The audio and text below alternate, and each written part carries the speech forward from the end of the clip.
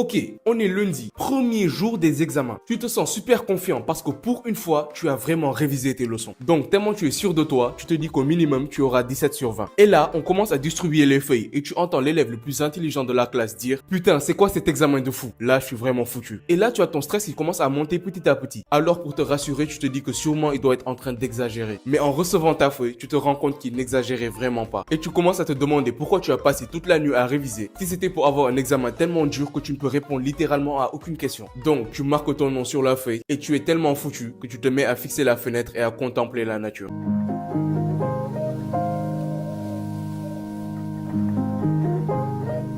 On a déjà tous vécu ce moment où la vie décide de te mettre une grosse claque sans prévenir, sans pitié, juste pour te rappeler que dans l'immensité de l'univers, tu es rien. Bref, vous l'avez compris, aujourd'hui on se retrouve pour parler des moments les plus hard de la vie.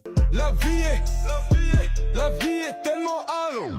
J'ai jamais vu une traîne d'aussi mieux. Avant de commencer, n'oublie pas de liker et de t'abonner. Bon, trêve de blabla, on commence avec quand ton téléphone se casse. What the hell? Oh my God.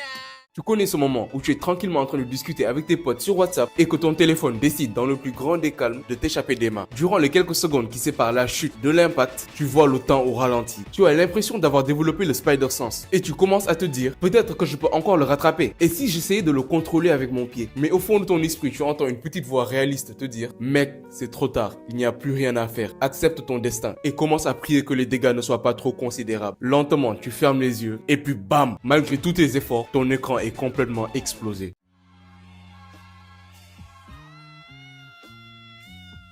Et là, tu entres dans une phase de déni et tu essaies de te rassurer du mieux que tu peux. Non, mais ça va en vrai, c'est juste la protection qui est cassée. Alors qu'en vrai, pas du tout, ton téléphone est complètement bousillé. Mais tout ça ne serait jamais arrivé si tu avais acheté les coques Rhino Shield. Non, je rigole, je suis pas sponsorisé. Mais bon, en vrai, un téléphone, ça se remplace. Sauf si ce n'est pas ton téléphone que tu as cassé, mais tu as cassé celui d'un de tes parents. Alors là, le seul conseil que je peux te donner, c'est fuis très loin. Parce que crois-moi que si tes darons t'attrapent, ils vont te démonter. Bah il a pas tort, il a pas tort. Il a pas tort. C'est qu'il a pas tort. La seule chose pire que de perdre un match, c'est de voir ton équipe préférée perdre. Regarde déjà, ça c'est le mi-temps.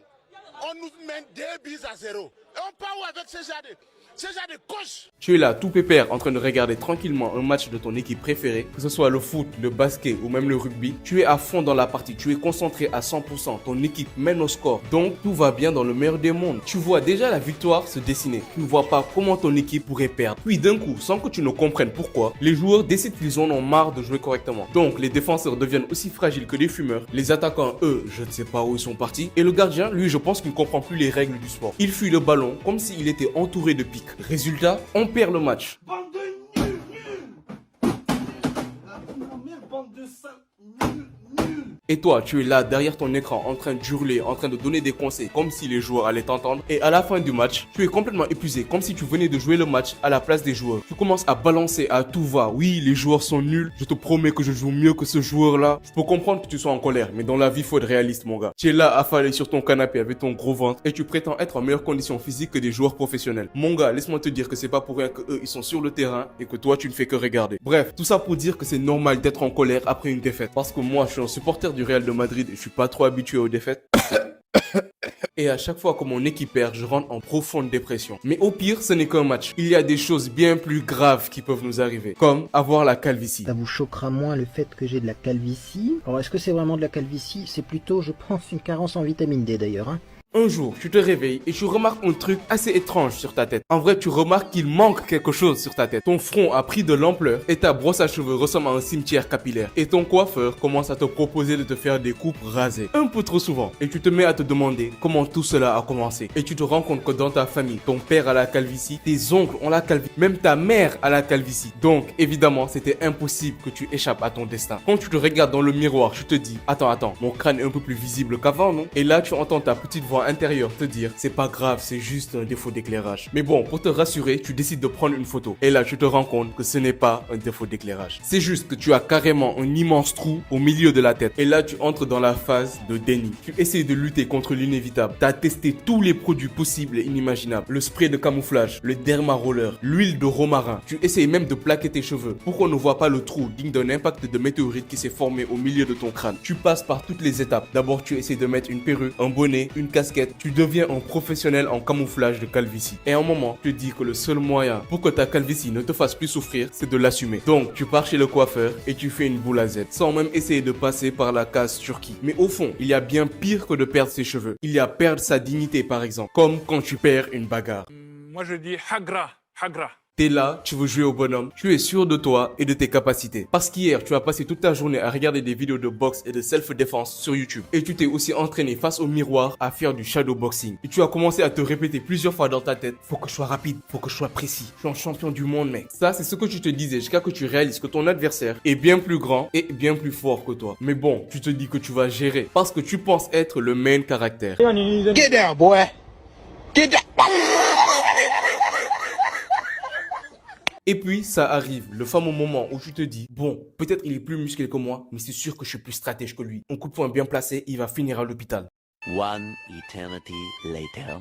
Putain, je suis trop con, je me rendais vraiment pas compte de la différence de niveau qu'il y avait entre nous. Maintenant, regarde dans quel état je suis. Après la bagarre, tu es sur ton canapé avec un sac de glace à l'œil et une confiance en soi complètement dévastée. En vrai, tu as juste pris la raclée de ta vie et tu n'avais pas du tout prévu ça. Mais au moins, une douleur physique, c'est bien mieux qu'une douleur mentale. Et là, je parle de se faire friendzoner. Imagine, tu rencontres quelqu'un, vous rigolez bien ensemble, vous passez de bons moments et vous avez plein de points communs. Tout va bien jusqu'au moment où tu lui demandes, alors, tu as un petit copain? Et là, tu te mets à transpirer à grosses gouttes. Comme si tu venais de poser la question qui allait déterminer le reste de ton existence. Et elle te balance. Oh non, j'ai pas de copain. Mais toi, je te vois plutôt comme un frère.